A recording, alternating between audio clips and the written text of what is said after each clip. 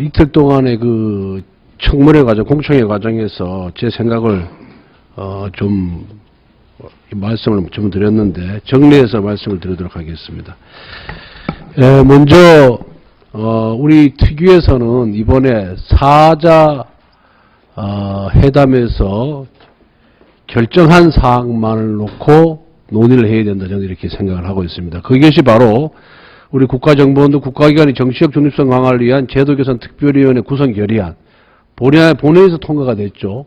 여기에 그 합의사항 범위 내에서 우리 논의가 진행이 돼야 된다는 게 제 생각입니다. 그런데 이 합의사항에 보면은 국정원의 수사권 배제라든가 또 국내 정부 수집 배제, 이 부분에 대해서는 이 합의 문구 어디에도 나와 있지 않습니다. 그런데 계속해서 민주당 측 인사들이 그러한 발언을 하는 것을 보면은 결국은 이 합의사항을 폐기하려고 민주당 측이 시도하는 것이 아닌가, 저는 그런 생각을 갖고 있기 때문에 그 부분은 배제를 한 채로 논의가 진행돼야 한다는 점을 먼저 말씀을 드리고요.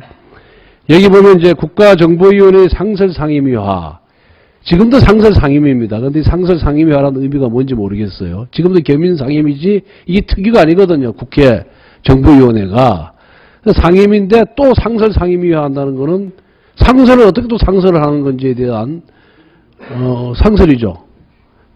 겸임상임일 뿐이지 상설상임입니다. 그래서 이 부분에 대해서는 의미가 뭔지 명확하진 않은데 과연 국가정보원의 업무량이라든가 그 내용을 봤을 때 매번 우리가 국회가 열릴 때마다 한 달에 한 번씩 이 상임위를 개최해서 업무 보고를 받고 현안 질의를 할 정도의 업무량이 있을 것인가 하는 점에 대해서는 저는 굉장한 의문이 듭니다.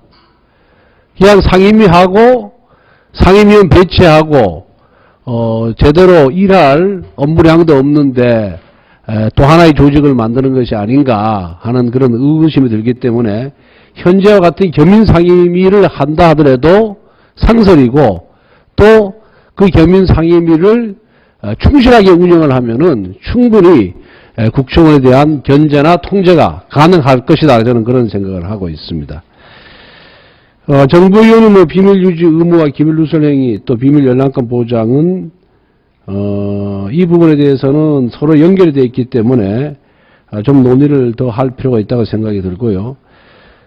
국가정보원 예산통제권 강화 부분은 지금도 세부 사업별로 세목별로 자료를 받아서 예산 심사와 결산 심사를 하고 있는 것으로 알고 있습니다. 여기서 어떻게 더 예산 통제권을 강화할 것인지 문제는 저도 이렇게 아이디어가 잘 떠오르지 않아서 어떻게 하는 것이 더 강화시키는 방안인지는 좋은 방안이 있으면 다른 의원들께서 현재보다 더 좋은 방안이 있으면은 제시해 주시고요. 다만 일반 상임위처럼 모든 자료를 다 들여다보겠다 하는 거는 그거는 또 많은 비밀이 누설될 여지가 있기 때문에 그 부분은 좀 채택하기가 어렵다는 것이 어렵지 않겠냐는 게 제 개인적인 견해고요. 이 결국은 정보위원들만 이 자료를 보면은 그래도 좀 비밀 누설 가능성이 적은데 이 자료를 갖고 가서 결국 보좌진들의 도움 없이는 이 예산 심사를 또 충실하게 할 수도 없거든요. 그 보좌진의 도움을 받으면 방에 보좌진이 한 9명씩 있는데 거기서 언제 어떻게 새 나갈지 모릅니다. 그리고 아무리 그런 식으로 해서 비밀유지 의무를 강화하고 누설시 처벌을 강화한다 하더라도 그것이 누설된 상태에서 누가 누설했는지를 잡아낸다는 것이 굉장히 어려워요. 현실적으로 이건 참 가능성이 없습니다. 그러한 현실의 측면에 봤을 때는 기밀누설행위 처벌을 강화한다고 해서 비밀 열람권을 무제한적으로 보장한다는 것도 좀 이게 서로 상관관계가 없는 것이 아닌가 이런 생각이 들고요. 공무원의 국정원의 정치행위 관여 처벌 강화하는 문제, 지금 일반 공무원이 1년 이하고 국정원 직원이 정치 관여했을 때 5년 이하로 되어 있는데 물론 국정원 직원이 정치 관여 행위가 일반 공무원의 그거보다는 가벌성이 더 있다고 보지만은 지금도 5배 차이가 나거든요. 1년이고 5년이고. 그 비례의 원칙상 일반 공무원이 정치 관여도 나쁜 행위입니다. 또 해서도 안 됩니다. 또 일반 공무원도 얼마든지 정치에 관여하고 선거에 관여할 수가 있거든요. 그래서 그거는 비례의 원칙에 맞춰서 이쪽을 올리려면 일반 공무원의 그런 정치 관여 행위 처벌 규정도 상한을 좀 올리고 같이 올려야 되는 거지, 국정원 직원에서만 하는 거는 과잉 입법이다, 과잉 처벌이다, 이런 생각이 듭니다.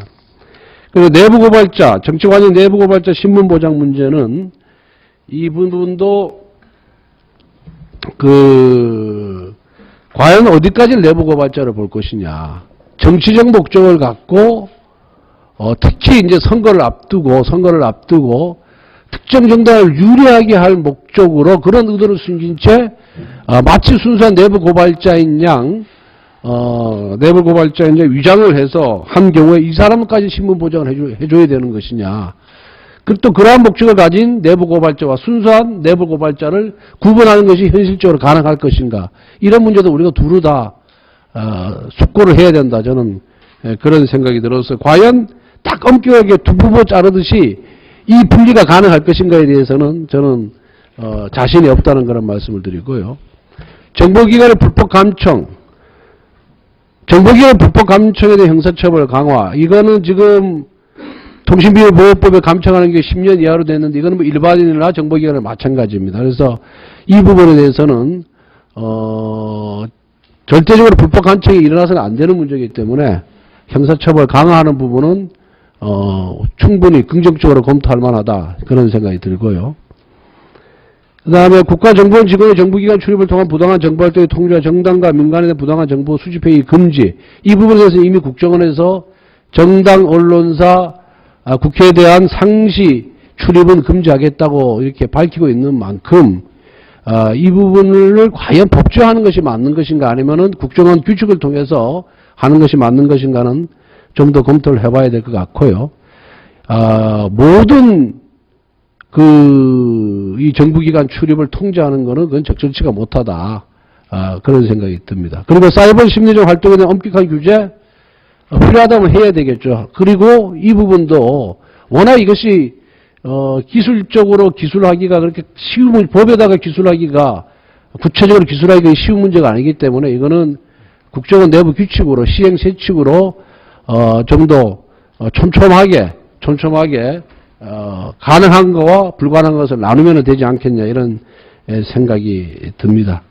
그래서 이 합의사항과 관련된 이 제2 개인적인 소견은 밝혔고, 이 범위 내에서 서로 좋은 안을 도출하기를 희망합니다. 이상입니다.